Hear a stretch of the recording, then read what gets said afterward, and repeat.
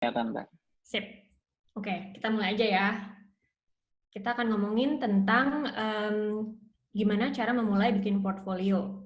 Nah, di sini aku udah nyiapin sebuah formula yang nanti aku akan share. Semoga bisa berguna untuk panduan buat teman-teman mau bikin portfolio. Jadi, selama aku berkiprah di Instagram, mulai sharing tentang UI UX, aku belajar juga bahwa teman-teman tuh banyak banget yang nanya soal portfolio. Terutama 2 pertanyaan ini, gimana sih cara mempresentasikan project-project saya dalam bentuk portfolio, terus apa aja sih yang perlu dimasukkan dalam portfolio. Nah, ini 2 pertanyaan yang paling lumayan sering muncul. Kemudian, kalau kita ngomongin portfolio di UI UX, kita sebenarnya ngomongin yang namanya studi kasus gitu. Jadi studi kasus itu adalah bagaimana kita sebagai desainer itu memecahkan sebuah masalah. Jadi dalam portfolio itu biasanya ada beberapa project atau beberapa studi kasus yang kita presentasikan. Contohnya seperti ini, punya teman kita, Aldi Baihaki namanya. Ini adalah portfolionya dia. Di sini dia menunjukkan ada 4 karya atau 4 studi kasus yang kita bisa klik, ini di website, kita bisa klik dan kita bisa pelajari bagaimana Aldi itu memecahkan masalahnya. Memecahkan masalah tentang produk ini maksudnya. Nah, terus di sharing session kali ini saya akan fokus ke 2 hal yang menurut saya paling penting. Selain dari formula itu sendiri, kita juga penting untuk melihat portfolio sebagai sebagai tempat di mana kita bisa self branding, kita bisa self advocate, itu yang penting banget.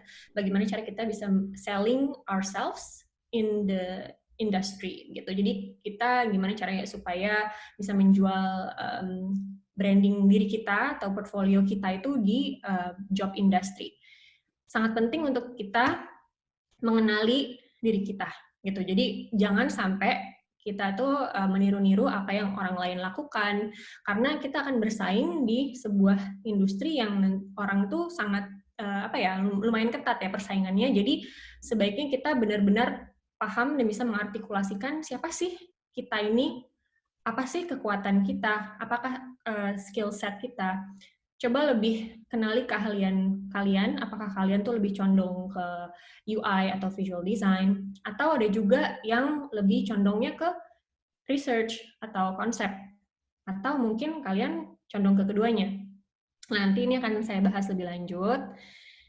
Oke, kita mulai mungkin dengan polling dulu kali ya. Jadi ini aku akan coba untuk di sini mencoba mengkategorikan berdasarkan observasi aku melihat di dunia sosial media. Teman-teman yang mau belajar UI UX itu satu itu ada namanya UI Ninja. UI Ninja itu dia kuat di UI dan visual design. Biasanya kurang di research. Nah, biasanya UI Ninja ini datang dari background graphic design. Kemudian ada UX enthusiast. UX enthusiast ini dia lebih cenderung kuatnya tuh di konsep dan di research, jadi kurang ada skill design, visual design-nya. Kemudian yang ketiga UI UX unicorn, itu biasanya dia kuat di keduanya, di konsep dan visual gitu. Jadi boleh diisi pollingnya sekarang, kira-kira kalian termasuk yang mana? Oke, silahkan teman-teman di antara 3, silahkan milih kira-kira yang menggambarkan teman-teman saat ini itu di bagian mana nih? Teman-teman yang kuat di bagian UI-nya, atau teman-teman yang senang banget sama kasus kemudian di riset, atau teman-teman yang kuat dari kedua hal tersebut ya, baik dari eksplorasi UI-nya ataupun risetnya. Silahkan. Sudah 70%. Bisa di-share ya? Bisa kelihatan ya paling banyak yang mana? Aku soalnya nggak kelihatan. Oh iya. Nanti muncul ke Mbak result-nya. Oke. Yeah. 80%. Oke. Sudah ya ini? Sudah muncul nggak Mbak kalau di tempatnya Mbak Lucy? Sudah. Sudah ya? Oke, kelihatannya paling banyak UX enthusiast ya. Meskipun Tapi nggak selisihnya terlalu pada beda. sedikit-sedikit ya Mbak ya? Apanya? Selisihnya dikit banget Selisihnya antara UX dikit-dikit, Ninja ya. sama Enthusiast ya. Nah, mungkin juga sebenarnya ada yang belum tahu kali mau lebih ke arah mana, condong kemana. Oke. Sip. Thank you teman-teman. Kemudian yang berikutnya ada polling yang kedua, sebenarnya lebih ke kayak role apa sih yang kalian inginkan. Jadi kan sekarang banyak role nih yang ada UX designer, ada UI UX designer, ada UX researcher, ada juga graphic designer, ada information architect, ada UX manager, dan lainnya. Kira-kira kalian lebih tertarik yang mana nih? Oke. Dipilih interest-nya.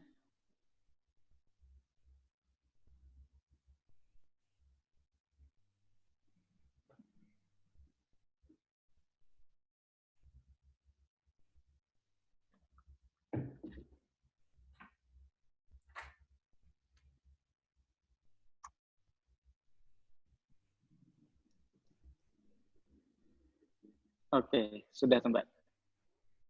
Nice. 65%. UI UX designer lah. Menginginkan UI UX designer.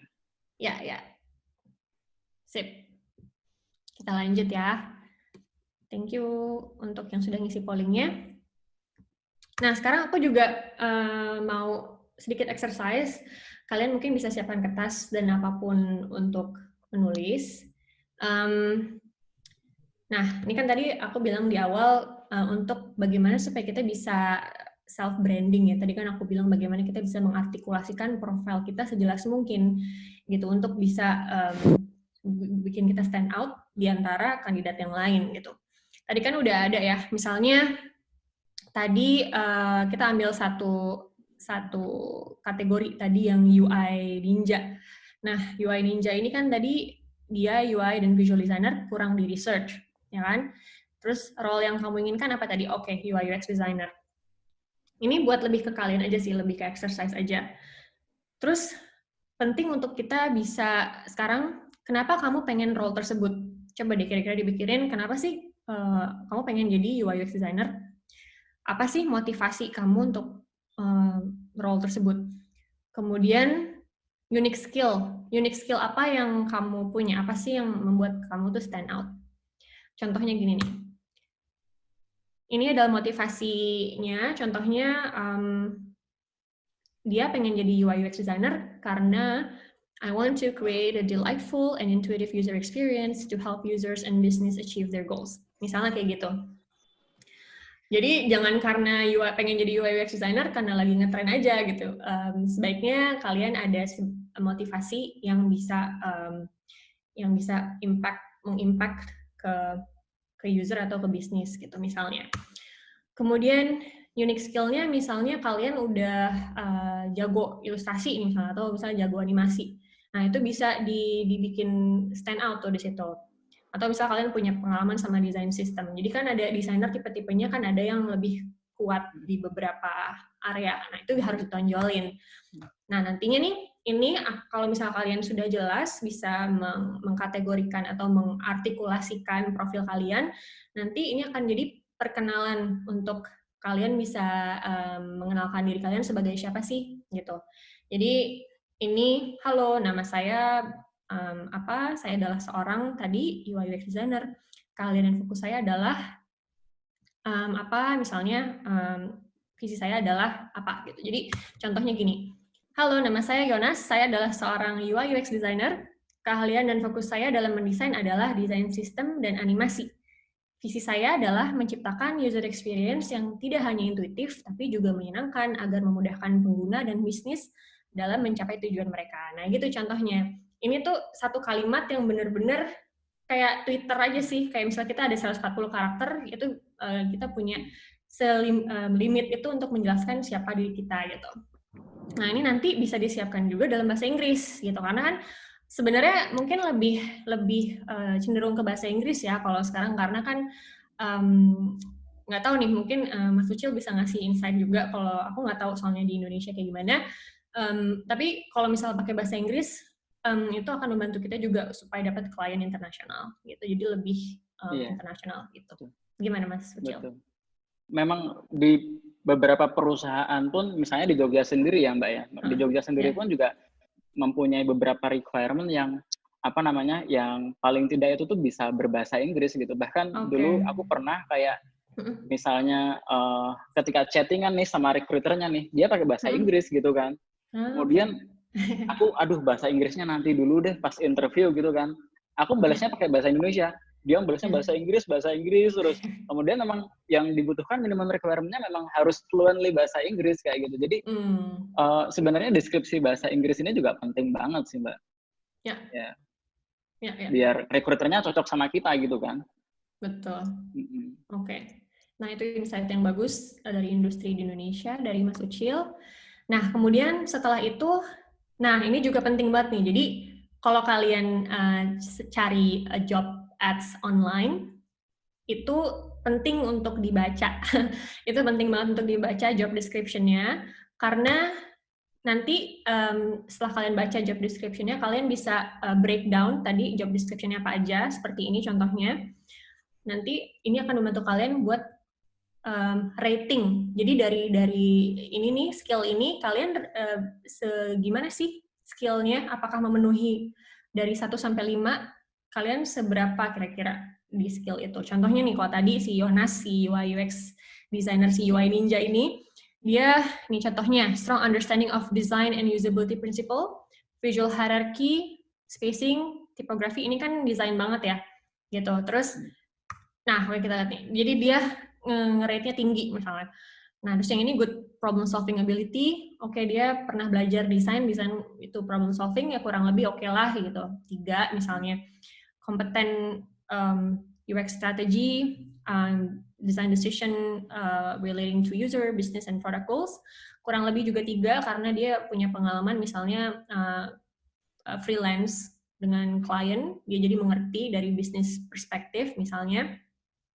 Love to empathize and have the curiosity in researching and digging deep to solve user problem. Nah, ini yang kurang nih. Kan tadi si kategorinya si Yonas ini dia kurang di research. Berarti pas bagian research dia agak kurang nih bagian sini. Contohnya have working knowledge of UX research. Nah, ini dia sangat justru 0 gitu. Nah, di sini kan kelihatan ya.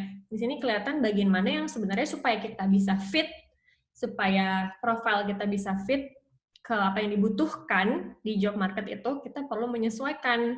Itu berarti kalau misalnya sebagai background-nya UI design atau visual design, kita harus lebih belajar tentang research gitu contohnya, dan sebaliknya. Yang misalnya kuatnya di research tapi visualnya kurang, mungkin bisa mulai belajar sedikit, misalnya belajar dari UI kit di Figma. Nah, ini aku bikin rangkumannya nih untuk sesi yang pertama ini. Jadi tadi hal-hal yang perlu diperhatikan saat memulai menyusun portfolio, sebaiknya kita tadi mengenali diri kita, kalian kekuatannya di mana. Terus kalau lemah di research, kita harus latih rasa kekepoan kita, rasa curiosity kita terhadap sesuatu. Jadi contohnya kalian bisa mulai melakukan research sedikit-sedikit, contohnya seperti melakukan competitor benchmark, atau review aplikasi di Play Store. Terus kalian baca-baca deh tuh review-review orang-orang tentang aplikasi tersebut. Terus misalnya belajar dikit-dikit tentang usability testing, terus kalian lihat mana sih apps apa sih yang kayaknya kurang bagus nih, bisa dikembangkan, bisa di-redesign. Nah, itu bisa kalian evaluasi melalui usability testing, contohnya. Nah, terus kalau kalian lemah di UI, mulai pelajarilah sedikit-sedikit konsep visual design. Contohnya, kalian kan di Figma nih udah ada komponen gratis UI kit yang bisa dipakai. Nah, kita bisa mulai belajar dari situ. Nah, terus bikin, kalau misalnya portfolionya belum bisa se-high fidelity atau se-visual itu, kalian bisa mungkin dimulai dari wireframe atau low fidelity prototype. Terus ini juga membantu juga kalau misalnya kalian punya teman yang jago desain atau bisa visual design, kalian juga bisa minta bantuan mereka. Jadi kayak portfolionya tuh kayak apa ya, kalian kolaborasi gitu contohnya. Gitu. Ini sesi yang pertama udah nih Mas Ucil. Ini yang kedua nih aku baru akan mulai ngomongin si formulanya. Gitu. Jadi Mas Ucil ada tanggapan nggak?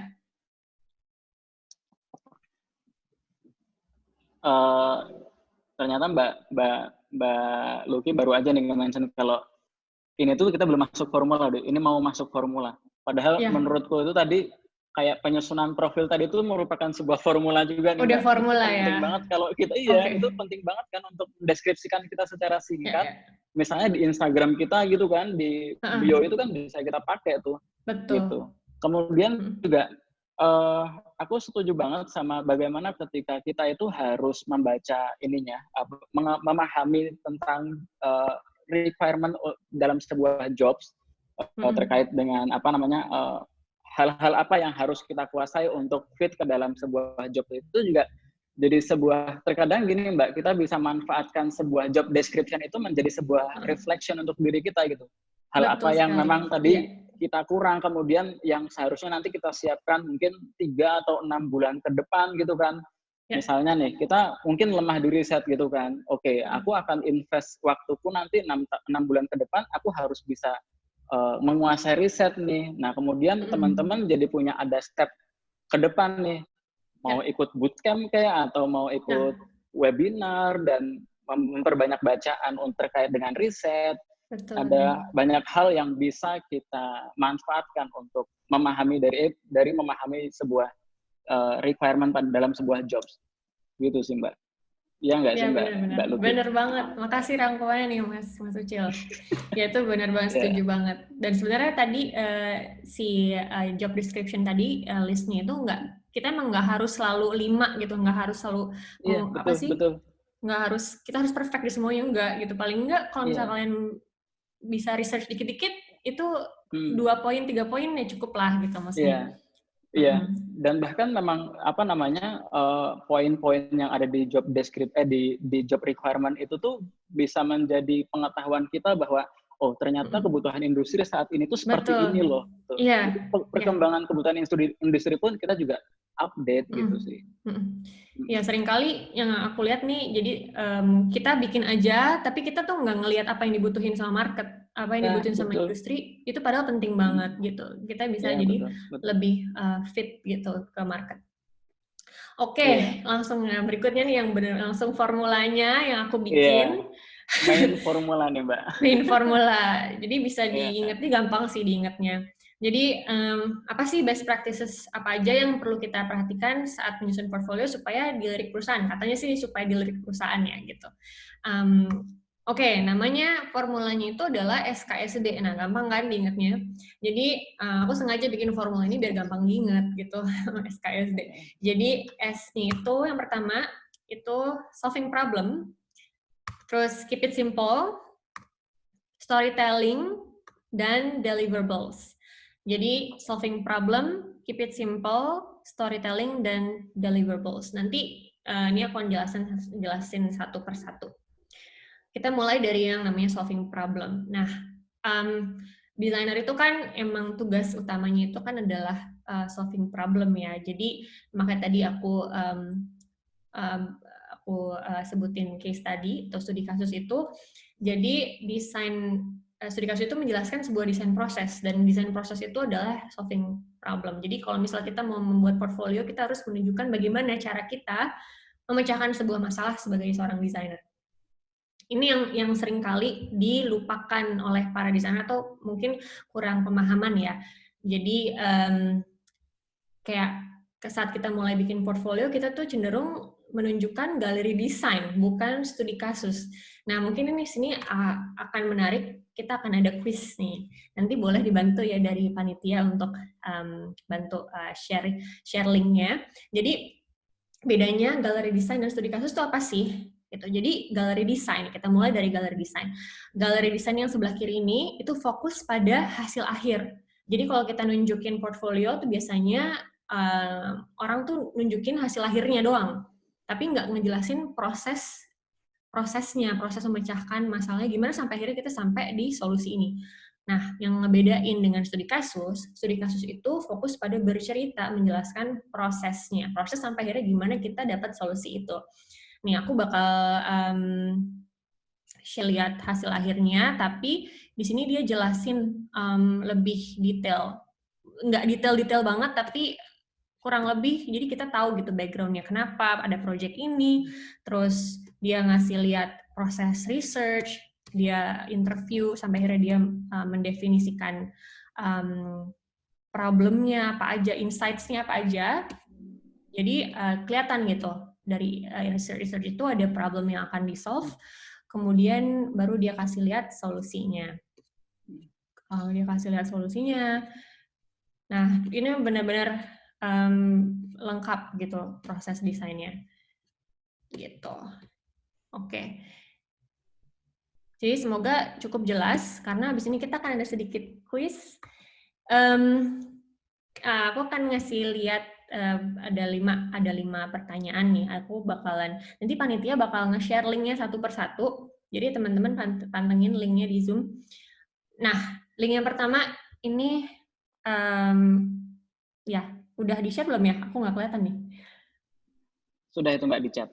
Oke, nah teman-teman bisa buka linknya, terus kita bisa lihat apakah ini, kalian bisa menilai apakah ini galeri desain atau studi kasus. Jadi nanti kalian tulis nomor 1, jawabannya apa misalnya. Nanti kita akan next sampai ke yang kelima, untuk kita bisa benar-benar paham tentang studi kasus itu seperti apa sih, gitu. Ini anaknya kita kasih waktu berapa lama ya? 30 detik atau... Ini aku bisa sambil nge-share sih. Aku bisa sambil nge-share screen juga, jadi kelihatan ini seperti ini. Iya, bisa sih Mbak. Mungkin langsung sekalian mungkin Mbak Luki preview gitu Mbak.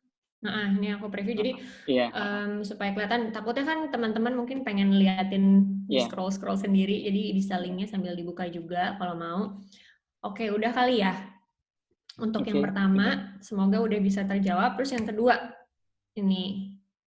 Yang kedua, jawabannya disimpan di kertasnya masing-masing ya teman-teman. Nanti biar kita tahu nih, teman-teman nanti di akhir skornya berapa gitu.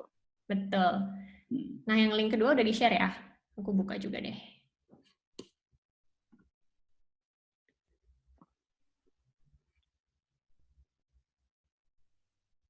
Ayo Bapak, ini galeri desain kah atau case study kah?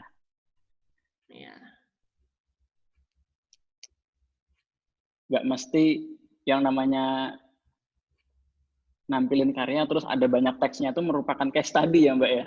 Nggak mesti. Iya, nggak mesti ya. Nggak mesti, tapi kelihatan nggak proses desainnya, atau cuma nunjukin solusi aja dia. gitu. Betul. Gitu. Oke, kita mungkin cukup, kita bisa ke yang berikutnya. Nih. Oke, apakah yang ketiga. Ini galeri desain atau studi kasus? Oke, kita scroll.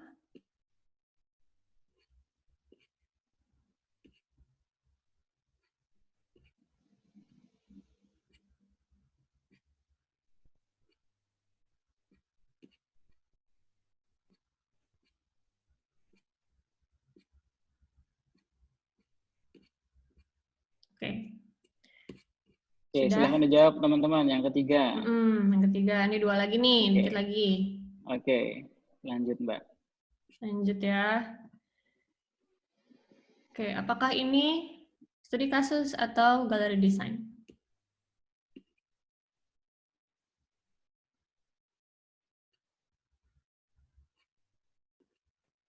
Apakah menjelaskan proses ataukah hanya menjelaskan solusi?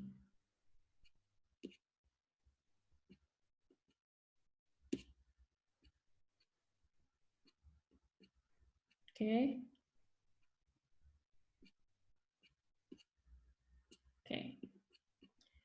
Semoga udah bisa terjawab.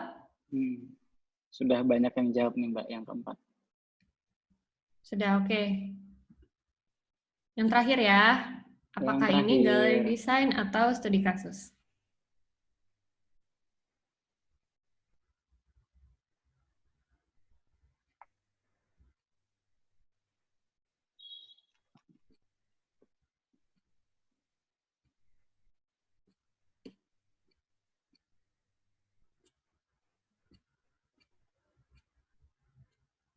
Oke.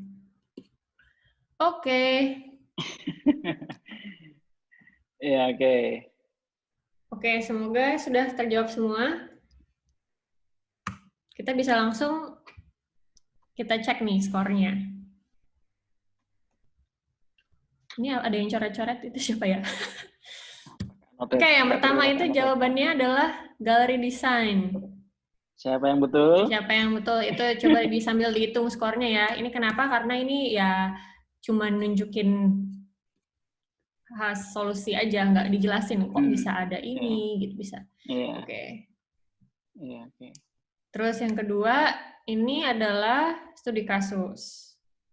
Tadi kita udah lihat, ya meskipun teksnya panjang, banyak, tapi sebenarnya itu tadi dia menunjukkan ada beberapa, jadi ada prosesnya gitu. Ya mungkin ini sebenarnya tidak perlu sebanyak ini ya teksnya, tapi ini dia menjelaskan ada personanya, jadi dia mengenali siapa usernya, kemudian dia mempelajari, ini ada proses dia bagaimana proses mendesainnya dari awal sampai akhir, ada ini juga customer journey map dia ngejelasin.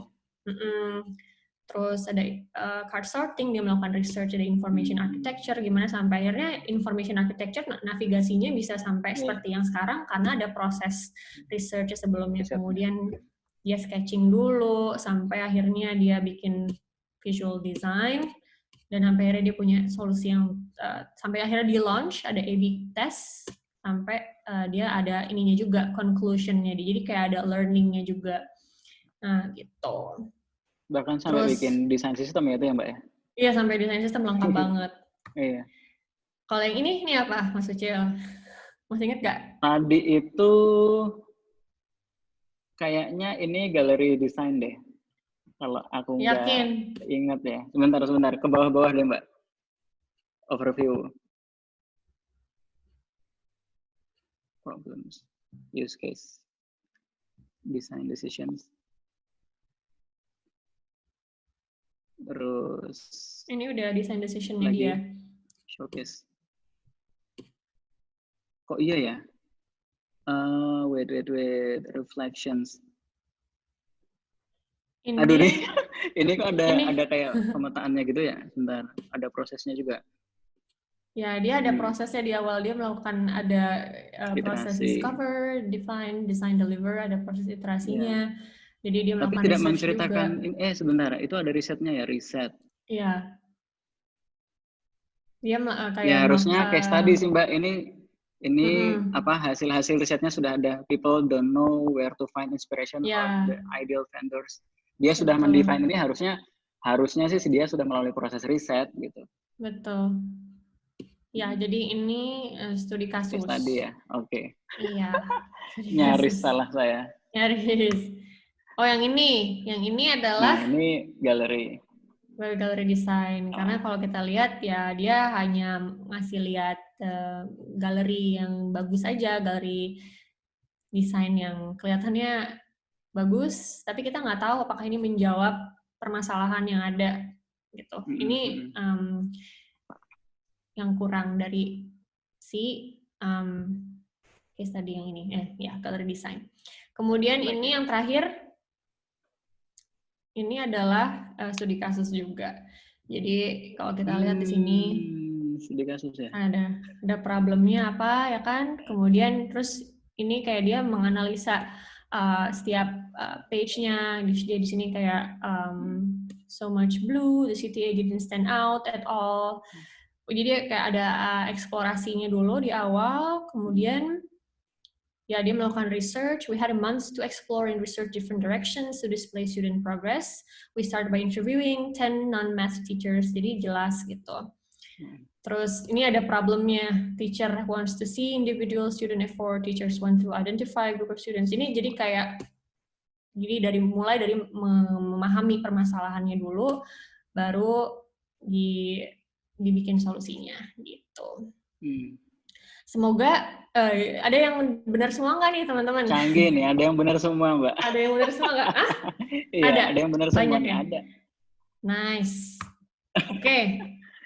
Cool. Jadi lanjut Mbak. Ya, semoga kalian bisa paham ya apa bedanya galeri desain studi kasus. Oke, jadi portfolio yang bagus tuh banyak banget. Portfolio yang visualnya bagus tuh banyak. Aku juga kalau ngeliat yang keren-keren gitu, wah keren banget ya. Tapi ini gimana solving problem nggak ya gitu. Kan yang paling penting sebenarnya itu.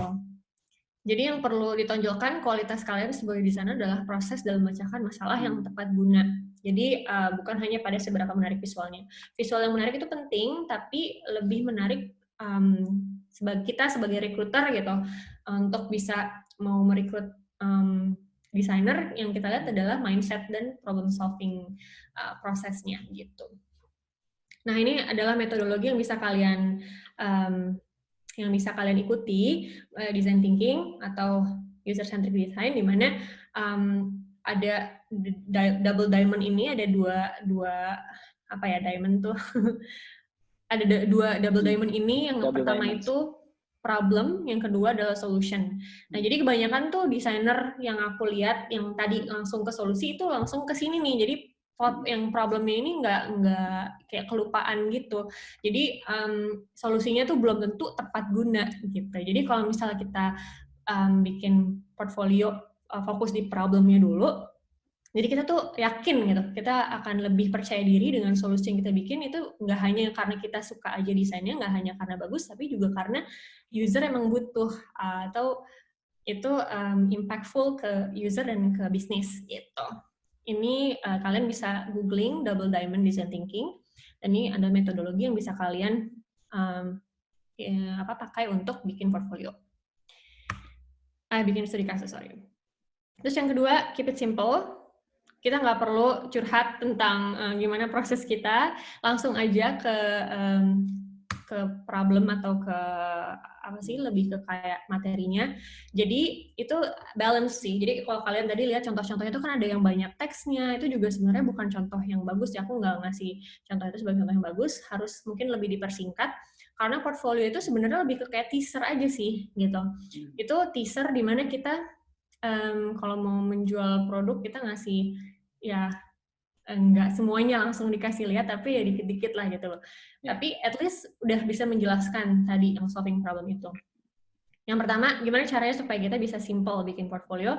Pertama itu kita harus kurasi karya terbaik kita, jadi jangan 10-10-nya atau 20-20-nya dimasukin, mungkin 3-4 atau 3-5 yang the best gitu, yang the best project, yang menurut kalian tuh paling nendang gitu. Terus tonjolkan superpower kalian. Karena tadi kan aku bilang di awal, setiap orang mempunyai spesialisasi masing-masing. Jadi bahasannya tuh diperdalam sesuai dengan skill yang kamu kuasai. Contohnya kalau misalnya kalian lebih fokus di UI, kalian bisa tonjolin ya desain akhirnya yang keren banget, yang visualnya keren, tapi jangan lupa proses research-nya mungkin nggak usah terlalu dalam, proses research-nya untuk dikasih lihat maksudnya. Dan kalau misalnya kalian fokusnya di research, mungkin ya lebih kayak banyakin deliverables research-nya, mungkin visualnya nggak usah terlalu banyak gitu. Kemudian portfolio itu bukan menulis novel, jadi karena kita tuh sebagai recruiter tuh cuma hanya punya waktu sedikit untuk melihat portfolio secara garis besar, jadi ada balance-nya itu penting. Ini ada beberapa contoh yang bisa aku kasih satu aja ya, biar nggak usah terlalu lama. Ini contohnya portfolio ini cuma ada, ini kayak gini, simple banget gitu. Ada 4 karya aja gitu yang ditonjolkan. Baru nanti kalau misalnya kita mau lihat lebih lanjut, baru deh ini ada si prosesnya gitu. Terus setelah itu, tunjukkan keahlianmu yang unik dan menonjol. Nih aku juga sempat kemarin kan webinar itu mengundang teman-teman yang masih yang baru masuk terjun ke dunia UI UX. Ini mereka punya portfolio yang mereka share ke aku, terus aku ngelihat oh ini kayaknya si Aldi ini dia lebih kuatnya tuh di UI gitu. Jadi makanya proses kalau misalnya kalian lihat mediumnya, proses research-nya itu waktu aku lihat awal-awal tuh masih kurang masih kurang mendalam gitu. Tapi kemudian sama dia udah diiterasi dan sekarang udah lebih dua-duanya malah udah kuat. Jadi kalau misalnya kalian buka linknya ini udah ini nggak bisa aku share nggak ya linknya? Kalau misalnya teman-teman mau lihat. Mungkin bisa di-share Mbak, mungkin nanti teman-teman di lain waktu bisa buka ya, sendiri atau gitu. Atau mungkin Mas Ucil bisa bantuin, kan kebuka ya presentasinya, mungkin bisa di-share ke teman-teman di chat. Ini ya ada salah satu yang UI-nya kuat. Kemudian ini teman kita juga, Ica, aku pernah ngundang juga ke webinar jadi pembicara. Ica ini nge-share portfolionya dia dan case study-nya dia. Itu dia sangat kuatnya tuh di research dan visualnya kurang, makanya di situ dia nonjolinnya lebih ke research-nya. Terus ini ada dua contoh yang dua-duanya kuat. Nah, yang ini saya buka salah satu aja. Ini ada desainer dari Jerman, Patricia Reiners. Dia ini kuat di dua-duanya, kuat di visual dan kuat di research. Jadi kalau kalian lihat ya portfolionya sangat cantik, sangat visually pleasing banget. Dan ada proses research-nya juga gitu. Di sini makanya dia ngasih nonjolin keduanya gitu. Meskipun dia sangat visualnya bagus banget ya ini. Gitu. Jadi kalau misalnya kalian kuat di dua-duanya, ini bisa jadi panduan juga. Terus portfolio itu bukan menulis novel. Jadi ini ada introduction-nya, aku ambil dari salah satu portfolio juga. Dia di sini bercerita tentang gimana awalnya dia pas kuliah nggak dimotivated to finish my final thesis. Ini sebenarnya nggak perlu karena ini bukan curhat ya. Jadi kalau portfolio itu langsung fokus di apa problemnya, apa sih background-nya gitu. Jadi kayak ini contohnya, ini ada project-nya apa, terus ini penjelasan project-nya apa, fokusnya apa gitu. Jadi nggak usah bertele-tele.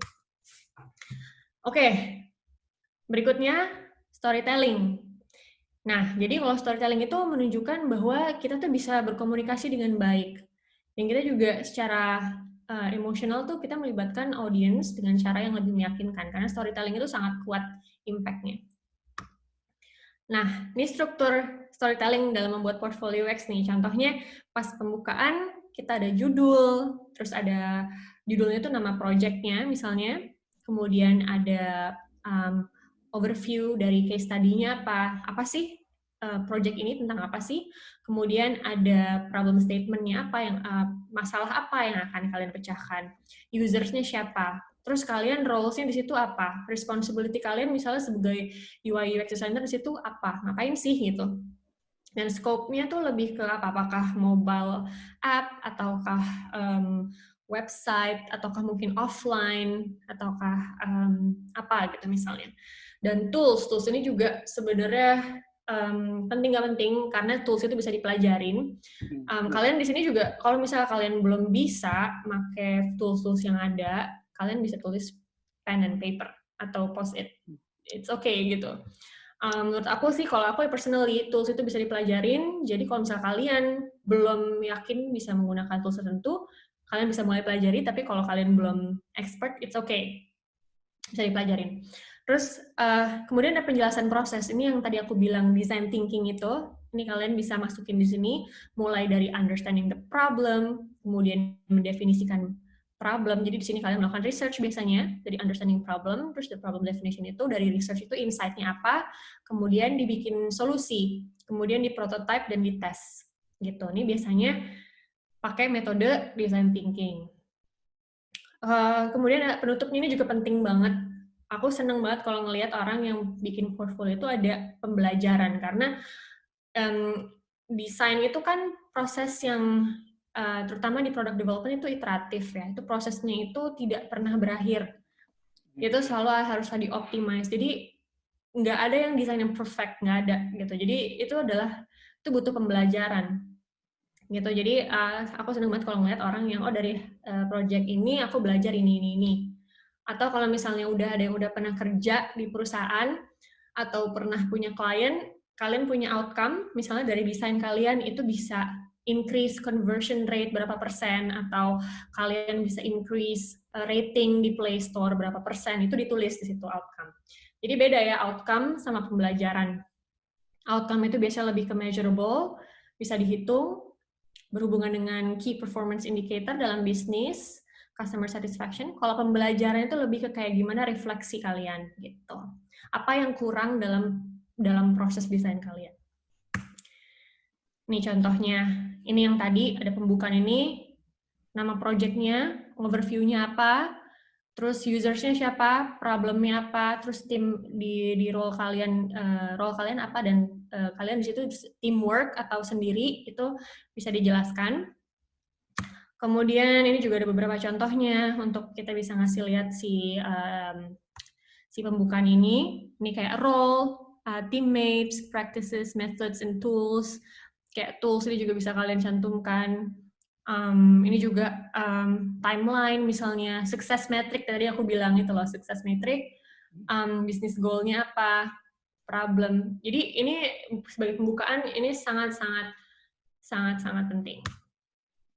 Kemudian ada penjelasan proses yang tadi aku bilang, design thinking, kalian pakai metodologi apa misalnya bisa kalian cantumkan, mulai dari research, ideate, design, prototype, gitu. Ini juga dari, ya ini kan proses prototyping, kalian bisa masukin. Dan yang tadi aku bilang, learning sama outcome. Yang ini yang tadi aku bilang, ini outcome nih. The feature was very successful and has an NPS of 51%. Nah, ini yang maksud aku outcome. Apa sih dia pengaruhnya ke customer satisfaction, pengaruhnya ke bisnis apa.